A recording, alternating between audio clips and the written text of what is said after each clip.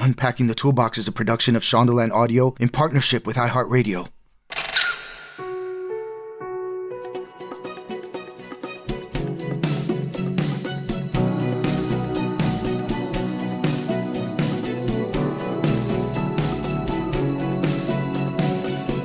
It's the Scandal Rewatch Podcast Show with Guillermo Diaz and Katie Rose. This is a very exciting episode. But before we get into the It episode, is, man. G just had, at the time of this recording, an amazing birthday. I don't even want to know are you someone that's not into birthday numbers or you are into I don't birthday care. numbers? I really don't care. It's so funny when I tell my age and then people are like, what? I'm like, do you not see like that's a little bit like insulting? Rude. Like, Yeah, like totally rude. Yeah. But Well, you do look you do look amazing though. I feel like you're That's someone true. who's looked young it is true. It's true. You've looked young your whole life, I feel like. Right? I think so. Yeah, I feel like I have a baby face. Yeah, but then Me there's too. people like there's people like B. Arthur who looked probably like she was 65 when she was 19. You know what I mean? Yeah. Don't I look so good and so young? You look so free. I feel like you're getting younger and younger looking. Do you ever look No. back at the episodes? Like even watching this episode, some of them close-ups on Huck, I was like, oh damn. I feel like I Why? looked. Oh damn! What? Like good or bad? No, like I felt like I looked almost older back then in certain shots. I don't know why. Really? Oh my god! I thought we looked Like babies. like if we look young for our age now. When I look at us on Scandal, I feel like we look like full blown teenagers. Like I feel like we look like so young. It's Yeah. insane. Sometimes do you ever think like, how did I get cast? I look like a kid. I How did know. I get cast in this I role? know. How did anyone go back believe and that I could be forth. someone that like has a job? Yeah. Or like a backstory. Yes. This episode is amazing. We have in store for our gladiators today probably their most favorite guest. If I Ever. would put money on it. Listen, this is this is what an important like special guest this is. We're taping on a freaking Saturday. Oh my It's God. a Saturday. How many Saturdays did we work on Scandal? Oh my God. We worked a bunch of Saturdays on Scandal. So the weekends were not 48 hours. They were like 36 at best. Yes. And we loved it. We would do did. it all Listen. over again. This bitch made us record on a Saturday. Look, she's busy. She's She busy. She's got a is. very busy life, a very busy personal life. It's a very full life. And we're very grateful to have her because Gladiators, like I've said before, it is your most favorite number one guest of guests of all time. She has Yeah. been on the pod once before. She has. She's gracing us with her presence yet again. You guys, I love you so much. We love you so much. Thank you for Ditto. coming on this again. You are obviously, we've been teasing you. We're like, she's everyone's number one guest. Everybody would only want her to have her on the Gladiators. There's no way to even tease. Okay, first, Gladiators, thank you for answering the call of all of our posts on the social medias for amazing questions that we're going to get to in 2 minutes. But before that, Yes. we just have to say, between the last time we had Kerry Washington, the one and only Kerry Washington, who played the Olivia Pope on Rewatch podcast, you wrote a book that came wrote a out, damn book. Did. which I is did a insane. whole book. And we need to just talk about in the book, because how it relates to this podcast. You mentioned in the book that your real life sometime paralleled Olivia. And if you were Yes. comfortable in just saying that, because I think it's a big deal to write a book and have a book come out. And if there's anything that relates to Olivia on this podcast, we would love to have you speak about your Oh book. my God, of course, you guys. Ugh. I think I have a hard time remembering like what I cut out of the book, but I know I wrote at some point, so I hope it made it into the book, about telling you both. I remember so vividly sitting in OPA and telling you guys that I was going to go to Oprah's house for like a birthday brunch. brunch. Yes. Oh, I totally remember sitting that. on that couch, and I was like, what am I going to wear? You guys were like, what are you going to wear to Oprah's house? It was so crazy. What are you going to wear at Oprah's house?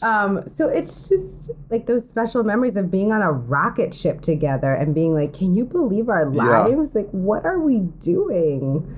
Well, and then Oprah showed up on set. Like, Yeah, Homegirl remember came that? to set. That was another moment. I was like, what is happening? Stepped off the elevators at OPA and like, Yeah. it was insane. So cool. Yeah. So cool. I love the part in the book where you talk about me. Yeah, it's that story is first of all shocking that that's your favorite. That story is very special to me. It's very, very special to me, and I love you so much. And yes, I was talking in the book about how like a lot of times we would be doing these scenes where we would be talking about the given circumstances of our characters, but really we were talking about ourselves in so many ways. Like that these characters kind of gave us a way to work through our own shit as characters. It did. I think TV's really different than I think movies. I mean, I don't have a lot of experience with movies, but I know you two do. But I think when you're working 80 hours a week for 7-8 years on something, you're spending so much time as your character as you are in your life. And so and the writers are writing to you. So it gets confusing. And in the book, Kerry talks about this moment where I was considering starting a family and Kerry had chosen already to start a family. And we were doing these lines where you were like passing the torch to me. I don't remember how they were, but you were really saying. We were talking about you stepping into like OPA being yours, being like, you know, Cupid. Oh, that's right. And in our, like every time we weren't acting, we were talking about like, were you ready to be a mom? Did you want to be a mom? Did you have the capacity to be a mom? And then we got these scenes that were like, you can do it. This is your office, like you can take it on, like rise to the occasion, you have it in you. And I was like, we're talking about her getting knocked up, we're not talking about the office, we're talking about Listen, being a remember mom. we used to mention how we felt that there were cameras like in our trailers or on set because the writers because the writers would write about stuff that we were going through or we were about to go through or we could relate to. It was so trippy, and we'd be like, how the hell did they know this? Yeah. And Kerry used to do this thing for actors listening, which I thought was really cool. And I'm curious who taught you that. Like sometimes, again, when you're working 8 hours a week, like, and you're doing the scene, which we've done on Scandal 1 billion times and 1 billion takes, sometimes at the end of a scene that would be really involved to kind of like wake us up or get us here, you would use our real, like sometimes you'd be like Katie or you would like, or you would say like drop an F-bomb or like you would take it because we were also had to be word perfect on the show. Yeah. And so sometimes if the coverage would move, like let's say into my close-up, you would change the words because who taught you to do that? I don't know. I don't remember. I'm so old. I don't remember. I don't know. I don't remember who taught me. Let me think. I feel like everything that I do as an actor that's cool somehow goes back to Jamie Foxx. That's like usually if I'm not sure where I got something, it all goes back to Jamie because he's been so like pivotal for me at so many different times in my career. And I talk about this in the book too. There was this one scene we were doing for Ray. It's like this really important moment where I played his wife and he was Ray Charles and I find his heroin works in the bathroom. And I remember like in rehearsal that morning, you know when you rehearse a scene and it's like electric. You're like, oh, there's so much danger and excitement in the scene and it was so great. And then by the time we got around to my coverage, like 7 hours later, I was like, I just wanted to recapture that magic from the morning. And I kept like repeating myself, trying to like, scratch the same itch, looking for the same thing that we had 7, 8 hours before. And Jamie was like, stop trying to repeat magic. Like you can't, that's not what we do. You have to keep digging for something new. Like keep looking for what's new. And I was like, he was like, it has to be new every single time. And so that I think like that idea of like specifically saying somebody's real name or talking about what's really going on, I don't know if that specifically came from him, but that commitment to like keep digging and make it new all the time, I know that that's something he really gave. It's that so also, good. That it used also to scare takes the shit out of me. Yeah, it also takes the pressure off of ourselves, right? Because I do that too. You try to. I remember even shooting a 752 episode, and I remember when Kerry and I had our moment on the floor when I finally wake up I kept in my head, I was like, stay in that space, stay in that.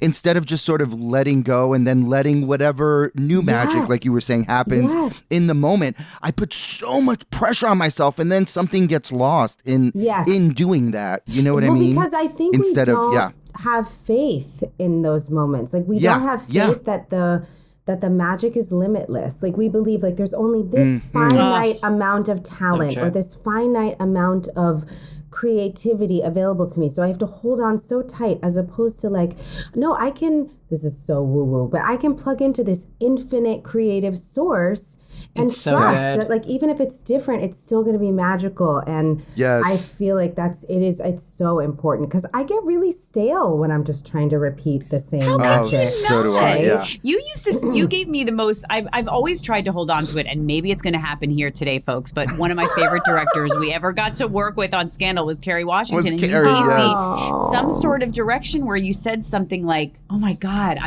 you said something about every time you're saying the scene to someone, you're trying to change them, right? It was something like that. It's like you're trying to like affect change in them. Like you're trying to see like that way you do it a little bit differently every time, right? Because I think we get so caught up in actors. It's like, what do I look like? What do I sound like? Am I getting it right? Yeah. But in life, when you're talking to somebody, you're actually talking to somebody for a reason. Like that's the whole thing we learned about, like objective intention, right? It's like you're communicating something, and it only works if that person hears you. So like really focusing on trying to transform the actor across from you with your words, and not like, am I saying this right? But like, no, am I getting the idea across that I need to be getting across? You're Olivia Pope. In season 3, if you can kind of remember, this is season 3, and I want to say, I think you're pregnant. Oh, yeah. Oh, is that what's going on in your life? So, right? I think so. Yeah. You could see it on your face. You could. Well, thanks, you have, Guillermo. Thanks. But not because it was large. No, you're the most gorgeous. Carrie, not Craig, at all. please. It's like there's a certain like a glow and a confidence. It's weird. Plumpness. I don't mind it. It's like, I remember I used to say to Shonda, like, can Olivia be like, instead of swimming this season, can she like be eating a lot of chocolate? Because how are we going to explain that my face is a little bit larger? A little plump. She's just by 302, I mean, today we're talking about episode 302. So you might have been in your life in this season. I think you might have been preggo, but you maybe hadn't announced it yet, just to give context of what's going on. True. But also in professional land context, this is around the time, like, look, you were obviously a very, very, very successful actress before Scandal. You had done a million movies and things like that. But we're talking season 3. Yeah, this is now at the time where you are like, yeah, it's crazy. Your life is is done. SNL. Like this is like cover of Vanity Fair, SNL, like all the crazy. Yeah. This is oh my God, is that Kerry fucking Washington everywhere you go? Can you speak to it? Mariah Carey tweeting at us. Yeah. It's crazy times. This is this is season 3. So middle of season 2, Juggernaut starts to take off, and now we're in SNL Vanity Fair. Can you talk to it all about how your life changed? It was just such a complete loss of anonymity, right? Like you felt it. We all felt it. It went from being like, oh, I can run into the supermarket and there might be one or two people who's like, oh, I really like that show, to like, we would arrive places and there were screaming crowds of thousands of people. We were like, what is happening? Right. It just was different. Everything was different. It was like being followed by the paparazzi for the first time. It was wild. It was really wild. Yeah. You know what was cool? We talked a lot as a group. I can remember having a lot of conversations with like Columbus and you, Kerry. Yeah, we were in it together and really being like with Darby and just like all of us sort of like trying to figure out how to like support one another when this had never happened before. But to carry you more than anybody else, that was absolutely insane. I was just going to say really quickly, I don't know if you remember, Kerry, we might have talked about this the last time you were on, but there was a day that we bumped into each other at Whole Foods. We did? And I barely freaking recognize you. So I feel like you do a really good job when you want to be incognito. You know what I mean? Because you had like these big old... I know. I put on my big glasses and I have hoods and hats and scarves. And Yes. people are like... You also look so young. No, we were talking about at the beginning of this podcast. You're someone that would walk into the makeup trailer or wherever when you're like not made up and your hair is not done and you're in your jean jacket. And I'm like, oh my God, she looks like just you're so young looking. Like people would probably be like, is that Kerry Washington? Like. But yeah, that day I was like I said, I barely recognized you. I was like, ooh, she's doing a good job hiding. And I would, you start to not make eye contact. That began the period of like looking at the floor everywhere I went because you didn't want to make eye contact with people, so you'd be like looking down but also I feel like I never felt isolated because we had such a family in each other and because we were on this ride together, and I felt always so grateful for that we really, really had each other to be experiencing this with and processing it with, and also that I was pregnant, that I was a newlywed and I was starting my family. So I also felt like I had really like real world important priorities to be focused on. So I wasn't like totally swept up in it. Like I had this new husband and, that I'm still madly in love with. And I was pregnant. So I had this thing I was protecting, my new family that, So I had our family and my real family. And so even though there was like lots of chaos, I did feel like clear about the things that mattered, I love that. Do you guys remember Shonda had this that we had like this big, I remember, God, it was always so scary. But once in a blue moon, they would be like, everybody stay after the table read. And you're like, what? Yes. What is this about? Like, what could this be about? Oh God, we're all getting fired. I don't know. It would always be like, pick out the cast and crew gift for Christmas. Or it would be like, yes. Or it would be like, you're in trouble. But one time the talk was, she had been through this before with Grey's Anatomy and probably learned a lot from that experience, but the talk was sort of like, anything happens, you call me. Do you know what I mean? Like I remember being like, you get in a car accident, you call me. Yeah. Like you fuck up, you call me. Yeah.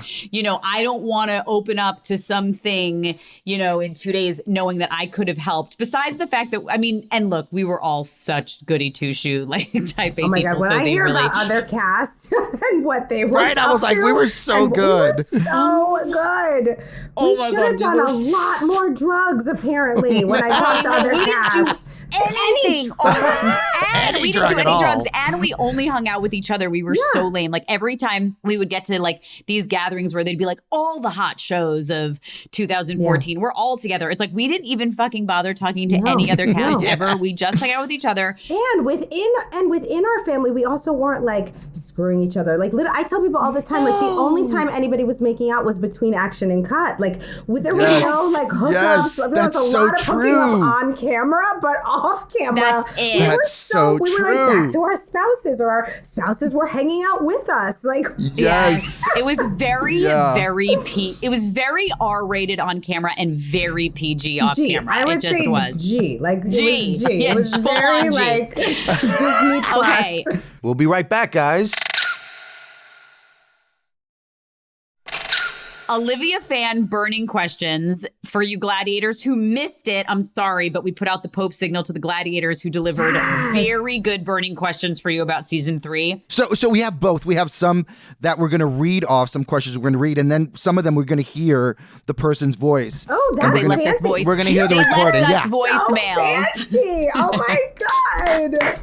Okay. So Mari asks, in season 3, we're introduced to Liv's complicated relationship with her dad and her dead, but actually not dead mom. That got me thinking about what kind of angsty teen music Liv might have been into when she was younger. Probably mainly just to piss off Papa Pope. It's giving me Hole with Courtney Love, the group Hole. Love Hole. But what do you think, Carrie? What do you think young Olivia Pope was listening to in her angsty times? I mean, I feel like Jagged Little Pill, right? Like Alanis. Yes! I think a lot of Alanis, and I think a lot of Radiohead. I feel like she would have been very like Love it. like moody, because I feel like she's a bit of a resistant romantic. So that Radiohead like melancholy thing. Yeah, ooh, I feel so deeply and I feel like so I know deep. things. Yeah, Yes. I'm so deep. I love it. I'm like and then I'm a computer. I was just going to say, I think you were going to say the same thing. An interesting little fun fact is that young Olivia Pope was played by Yara Shahidi. Yara Shahidi before Blackish. Yes. Oh, before yeah. Blackish, yeah. And she's been quoted about saying how incredible you were to her on set and that you showed up to set when she was shooting some of her stuff, right? And you spoke to her and wanted to make her feel comfortable and were just like, who the fuck is Kerry fucking Washington? Again, for people listening, actors don't do that. They don't come. Well, we do now set. Because of Kerry. I'll do shit like that now we went to the Kerry Washington School of Acting, but most people don't do that. Well, by the way, I feel like I have to now, even when I don't want to, because people think it's what I do. Yeah, you're like, oh, damn. I'm like, now I gotta greet everybody. But I gotta go to set to do somebody's phone call because they heard I did it on Scandal. Oh, shit. What did you talk to Yara about? Like, what were you just like establishing a younger, older relationship? Yeah. Like, what were you doing? Yeah, I just wanted to make sure that we had a sense of each other, that first of all, I was like, she's so pretty. They think that's what I look like. Yara's so pretty. But I would just remember wanting to make sure that we agreed on the choices, like what cereal she was eating, or just to make her feel welcome and, Yeah. I can't. No one does this. Truly nobody does this. Okay, we've got a voicemail from Skylar in Florida. Fancy. Florida. And Hi, what is Skylar? let's say what Skylar in Florida is saying. Skylar, we don't want to assume you talk like that. You don't. I just say Florida because that's where my in-laws live. That's why they talk like that. But you do not, Skylar. Okay, let's hear it. Hi, Kerry, Katie, and Guillermo. My name is Skylar, and I'm from Florida. I'm a new Scandal fan, and I've actually watched it 3.5 times since November. Right now, it's March, so I think that says enough about my obsession. Kerry, you mentioned in your book how your pregnancy in Season 3 required you to adapt the ways you gave yourself to Olivia Pope. Besides your physicality, what changed about how you played Olivia? And were these changes difficult to adapt to? Again, thank you so much, and I love you all. Have a blessed day. Oh my God. Skylar, you're lovely. We love Skylar. Yeah, we love Skylar. Skylar. Oh God. So it really was just that I think so much of how I enter a character usually is through physicality, through understanding how they walk, how they stand, where they live in my body. And so it felt very strange when I got pregnant because my body as Kerry was totally transforming, but Olivia wasn't supposed to be transforming. So I just, all of a sudden I felt like a fraud. I felt like I was betraying her a little bit. I was changing and she wasn't changing. And so I was not as devoted to her. It was really weird. I felt like I was betraying her by doing this thing in my personal life that was really important to me that I wanted to do. I started seeing a new acting coach to figure out okay, what are other ways into her? How can I really fully commit to her when my body doesn't belong to her in the same way, but I want all the rest of me to belong to her, my heart and my mind and my every other cell. And even how could I let the pregnancy be a part of the essence of her, even though it wasn't part of her physicality. So it was cool because that season, Olivia was hiding a lot of things emotionally. And so I started using hiding my pregnancy, my feelings around hiding my pregnancy. I started to lend them into Olivia's feelings about hiding her truth. She was hiding different truths in a pregnancy, cool. But I just started looking for ways to kind of pour myself into her, my truths into her, even though my body was so different. Oh, that's so great, Kerry. That's so tricky, cool, right? You try to. It is, yeah. Did you I couldn't even imagine playing Olivia Pope and being pregnant and wearing those shoes. I would have died. First of all, with your swollen ass feet. And my feet in both my pregnancies grew a whole size. I remember you complaining about your feet all the time, Katie. On the pilot, always complaining about the shoes. But so my mother told me that when she was pregnant with me, her shoe size went up two sizes. Oh, wow. And I I love shoes. You know I love a heel. I love You a love a fancy heel. shoe. I love You're so good in it. Atwood. I love a Louboutin. I love a shoe. Yeah. And I was like, I'm not throwing all these shoes away. So I actually loved keeping the shoes on because it was like my version of Japanese foot binding. Binding. Like I was not going to let my feet grow. I was not going to let my gorgeous shoe collection go to waste. To this day, I think my shoes went up my feet maybe went up like a half a size, but I squeeze like the Cinderella stepsisters. Like I squeeze into the shoes I love anyway. So I love the shoes. I never complained about the shoes. I'm so impressed by that. The other memory I have of you being pregnant, which speaks to Skylar's question, is I think you were there too, G. Also, something happens, I think at the end of this season, where Papa Pope shoots somebody in Huck's office, and it's really scary. And Olivia Pope is like screaming, like, no, stop. It's like really bad. Because I thought my dad was dead. I thought my dad was dead, right? We're like covered in blood on the floor. Covered in blood. Right. And then they would call cut, and we would like go down to your belly, and we'd be like, but it's not fake. It's not. I mean, it's fake. We're just real. pretending like this isn't real trauma. It's all pretend. It's just this is pretend. all pretend. We're just playing pretend. It's not real blood. Like this isn't real trauma. I was down at that belly one time, and I heard a voice talk back and say, "Back up, motherfucker. Back the fuck up." It was like, "Stop touching my mama's belly." You know my daughter now. Really? She's like, "Back up, Gracie's y'all." like, back up. That is the so hell up. funny. Yes. I also remember super awkward, which Jeannot was our director. So what episode was that? I was so pregnant. Put a star on it, Jeannot. Yeah. And two things. And I had to do this sex scene, this love scene with Scott Foley. And I was like 12 and a half months pregnant. And I remember, I can't with this. I remember Jeannot being like, can you guys roll over in bed? And I was like, Scott, Like, can you roll over this mountain of like a baby? Oh my God. What did you do?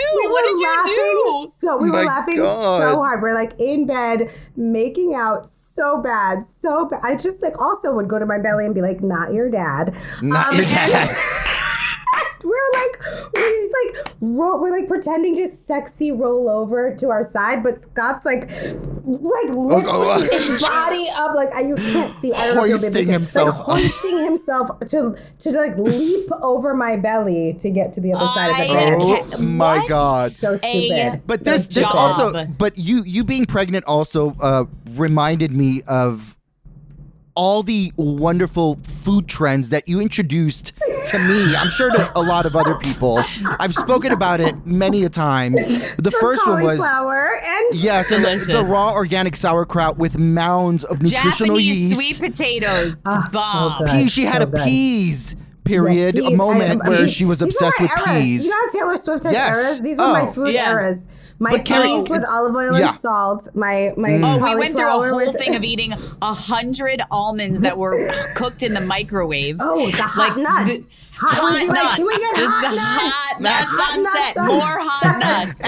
And hot nuts. Katie had the pickles with hummus. You had a thing with pickles and disgusting. hummus. I was a fuck. Yes. I would eat that now, though. I would eat that now. Okay, Brooke from Melbourne. Good luck on that accent. Do the accent, kid. Katie. Do the accent No, for the whole Brooke thing. from Shrimp on the Bobby. Don't do the accent. Don't do the Australian and me are accent. so bad. Okay. Brooke from Melbourne, Australia asks, one of my favorite episodes of all time is Vermont is for Lovers too. Oh. What was it like to see the Vermont house for the first time? And what about Vermont do you think provides a sense of solace for Olitz as well as the audience? Those scenes were so magnificently nice. In Australia, they say executed. magnificent. So, okay, first of all, shout out to the extraordinary Ava DuVernay because she directed that episode. And it was after her feature had been at Sundance, and she hadn't yet become like the crazy Oscar nominated bananas successful mogul like empire running Ava DuVernay that she is today. But the talent was all there, the generosity was all there, the fierceness was all there, and Yes. she's the exact right person to have like found that Vermont house, which I then later directed in. A bunch of us directed in, but she like discovered that house, established that house, put a helicopter on the show, like just, and it's so funny because, years later, I feel maybe I told you the story, but years later, she directed me in that Apple commercial with Taraji and Mary J. Blige. Oh, It was like yes, that, yes. I remember the that. Emmys, and she called me and she was like, you have like a good side and a bad side, right? And I was like, what? And she was like, don't you like prefer to only be shot from one angle? And I was like, Ava, you have the wrong, like that is not me. Like, I don't care if you shoot me from the bottom, from the top, side to side, like just tell the story. But like, and she was like, no, there was something. And I was like, I don't know who she's confusing me with. And then she called me back and she was like, I know what it was. You were pregnant. And she was like, so I couldn't shoot you from the waist down. Like, we had to do this, again, this love scene of like you and Tony kissing. But I just remember being like, I can't go past her waist because she's got this belly. My God. So I was like, yeah, you don't have to worry about that now. Babies are out. Yes. You can shoot me however you want. But she was so amazing. And that episode was so amazing. And I think, I don't know what it is that Shonda loves about Vermont that she wrote it, but it is perfect because it does feel like the perfect hideaway, romantic escape it's perfect. for Olitz. And I think of them often like being happy. I think they're happy in Vermont, you guys. I think they're making jam. I think they You do think? like, I do. I think they do like occasional political consulting. I think they like fly in and consult, kind of like Judy Smith. Like, you never know where Judy is. She just like shows up at a crisis to fix stuff. So I think they do that. I think that like he's a former president who like Obama like sweeps in to do important things in the world and maybe produces documentaries like the Obamas. And she's like out there being a fixer, but their home base is in Vermont. I love that. I think that they're still in love. Vermont, I can't. My parents live there, and I go there all the time, and I can't ever think about. First of all, it's the best. Like, it's amazing. Beautiful. It's so beautiful. It's so beautiful, and it's so like progressive and cool, and feels like this sort of like utopia. It's so wonderful. Yeah, it's like where Ben and Jerry's was born. Like, that's where they should be. It's freaking Ben and Jerry's. I'm in. Who isn't? More food, guys. This is a culinary podcast. We've tricked you all. Should we ask another question? Should we ask one more question? All right. So Hillary asks, can you please ask Kerry to rank her love interest on Scandal from Olivia's perspective, and then from your own perspective in terms of compatibility? Oh wow! So this is like a freaking Jeopardy question. This is loaded. Good. Oh my gosh. Okay, I'm not gonna rank them as Kerry. That just feels icky. Yeah, that feels weird. Icky. I always felt like any guy who showed up to be one of Olivia's love interests was like doing a service to the show, and so I'm so appreciative that they came in and took their clothes off and got in Olivia's bed. And also such nice guys, right? Like Brian White, Jay Hernandez, Norm Lewis. Such nice, lovely, lovely human beings. Scott Foley, not so much. That's public knowledge. Yes. Yeah. And then of course Tony Goldwyn is like one of my favorite human beings on the whole planet in the galaxy. He's just the best. And I love Scott. Oh, of course we love Scott. Well, this girl loves Scott too, who wrote in Mariah, aka at Jake Ballard's Bay. Hey! On TikTok asks, everyone, me, wants confirmation that Olivia did indeed love Jake to some extent. The Olitz stands keeps coming for me, but I always make videos saying Jake was the better guy. He always made sure she was eating and dancing and other stuff to keep this PG.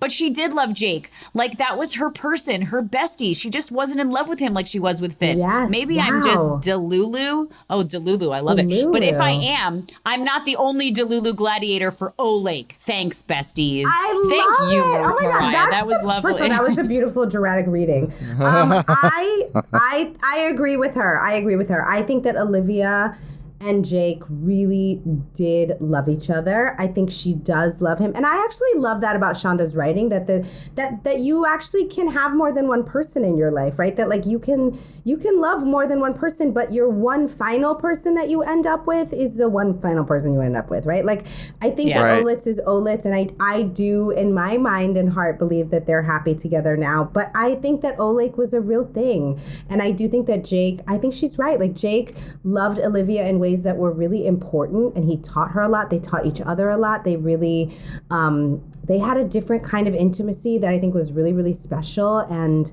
I love their relationship. I think the show would not have been the show without Oleg. Yeah, I think in agree. many ways, like you appreciate Olitz because you know that it was even more. It was a different kind of love that went beyond Oleg, but Oleg helps you understand what Olitz is. Right. So yeah, I agree. And I think also, you know, when I was talking about these other guys who would come onto the show, I also think like the role that Scott Foley played in like really leaning into the uniqueness of their love and understanding what Olitz was, but still holding space for Oleg. I don't think there's a lot of actors that could have held that space the way Scott Foley did. I you know, know. Tony Goldwyn And is he's so true. He's such a beast. He's such a incredible human being and such an incredible actor, and you know had the fan base around Olitz that he did.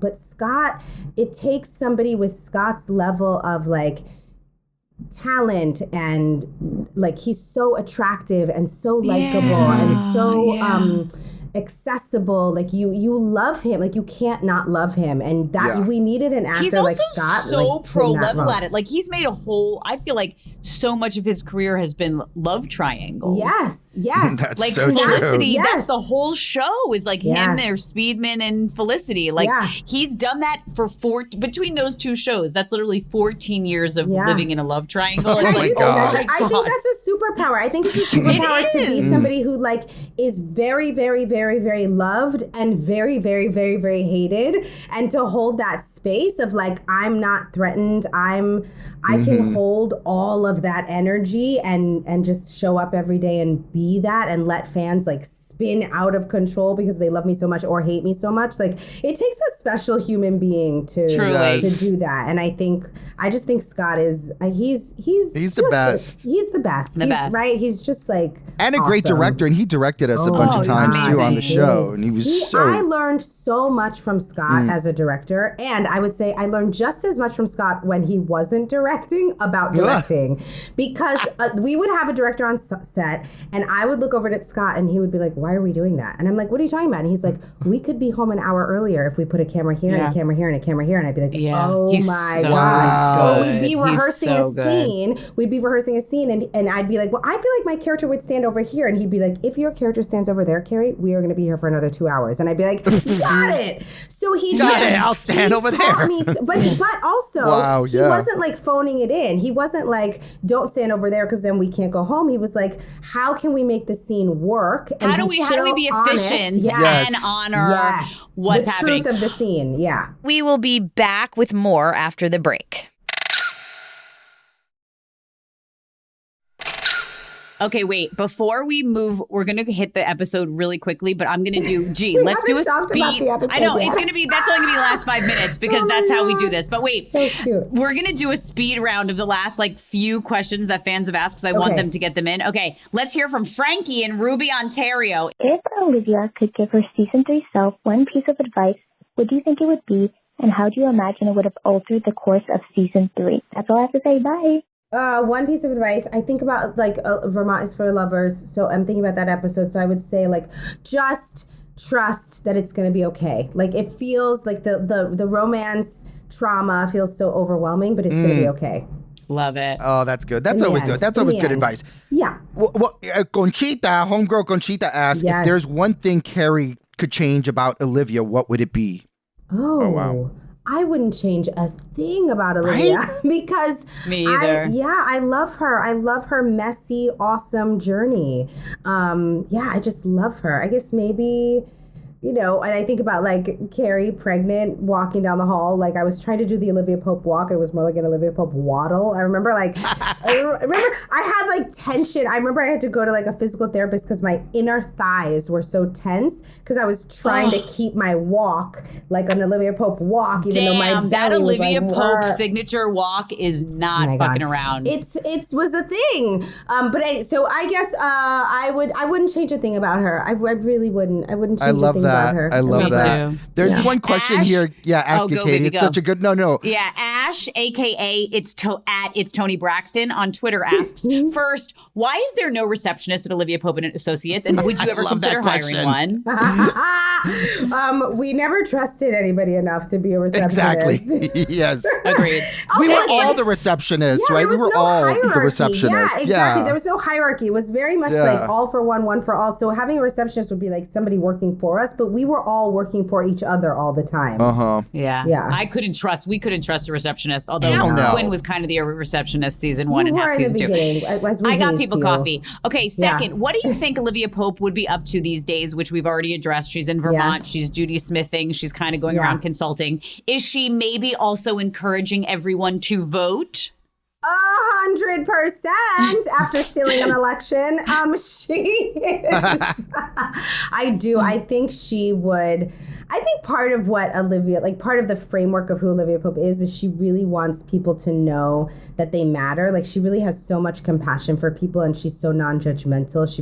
She understands that you are not who you are on your worst day, that everybody deserves a second chance, that we all matter, that we all are important. We're all like equal children of God. So in that vein, like, yes, voting is really important to her. Like she wants people to know that they matter and that this democracy only works when we all show up. And now more than ever, like this, we are at a time in this country where I know that you might feel like you don't matter. I know that you might feel like these systems don't work for you. I know that you might feel like no matter what you do, things stay the same and the powerful people have stuff and the rest of us don't. I get that. I get those feelings. But the only way it changes is if we show up in faith and say like, I think I can help make it better. That's what we need. We need everybody to feel like maybe if you show up, you can help make it better because it's only going to get better if we all show up. Agreed. And it's not going to happen overnight. It's not going to be one president. It's not going to be one person who fixes it.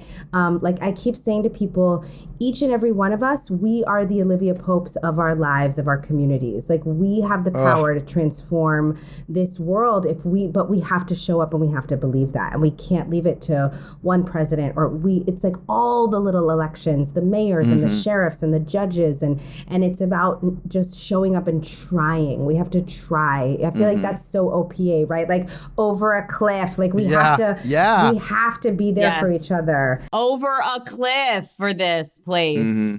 Okay.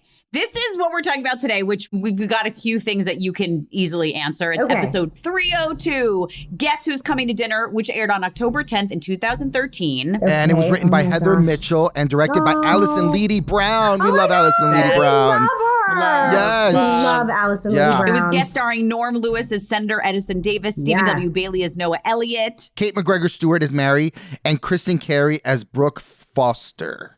Gee, you want to do the synopsis or me, baby? Let's do it. You do it. Should we do it in sync? Yeah. Oh, yeah. Let's try that. Let's do it. Go. Oh my God, I love it. Okay, ready? Because Carrie's here, our number one person. Ready? 1, 2, 3, go. While Olivia and the OPA team try to handle the Janine Locke story against the White House's plans, we're given flashbacks to Olivia's past and her father's weekly dinners and how her relationship with Huck grew. In the end, some shocking secrets are revealed, like how Olivia learned to love a big glass of wine and what happened to Jake Ballard. This is where, here's the biggest things that we need to just talk about very quickly before you go. Your looks shift a bunch in this episode. It's crazy. Like there's all these flashbacks to you having dinners with your father, Papa Pope, and G being Hagrid Huck in the thing, and you get your bag stolen. And Huck beats the guy up. The shit out of these guys. And you start to put together to your dad, like, there was this guy, and he helped me. And your dad is like, da-da-da. And you were like, the guy brought up B613. And your dad is like, what? And then you take your dad's pen, and you figure out where Huck is from. And you're standing on the corner of Wonderland Avenue in front of Acme Paper. And you look at the pen that your dad gave you, and it says the same fucking pen. And you put it all together, and you learn in this episode that your dad is Command, and that Huck was part of the whole thing. This sounds it's like crazy. A really good and show. It's so amazing. Any of this, you guys. I don't remember any of this. Do you remember picking these? So this was when you wore your hair in like a bang with like a curly. Yeah. Can you talk to us this episode, because it was so big, how you and Linda Villalobos, who I love so much, shout out to the greatest hair. This is not a Duvetine. Hair goddess. This is hair not a goddess. Linda Villalobos. Do you remember picking this hair and like how and why? No. Unbelievable. It's my favorite Olivia hair. You don't remember it? I don't. I just remember, we had so many wigs. Remember who it was like, people would laugh at how many wigs we would have on our show. It was just like endless. Oh my God. Wigs. Oh, and it wasn't just remember. you. Like there were several people wearing wigs. Yes. This, gosh. No, but it's so fun. It's so fun to see these pictures. Right. Don't you love your coats? Let me see these pictures. Oh my God. We always do coats. Olivia Pope's fashion moment. These coats are unbelievable in this episode. Yeah. Shout out we to don't the really amazing Lynn Paolo. No, Shout out to the amazing. Linda was amazing because Linda came. So I met Linda many, many years ago. We had done a bunch of movies together, but her what I always think is her coolest credit on her resume is that she did In Living Color with the Wayans brothers in the back in the day when J-Lo was a I I didn't know know that. every weekend. Yes. Oh, and so I love she In Living did Color. all those crazy wigs, right? Like that sketch comedy world where it was like a different wig every 5 minutes and like big, bold, awesome character changes through costume and makeup and wigs. So she's just a master at her craft. And she did this incredible job of tracking Olivia through hair. It was like one of the biggest ways that we told story about where Olivia was in time and emotionally was with her hair, you know? I mean, I remember being in the shower and like having that wet Olivia curler, being out on the island with Jake when we escaped. That's and, right. You know, we had curly hair on the beach and people were like, what?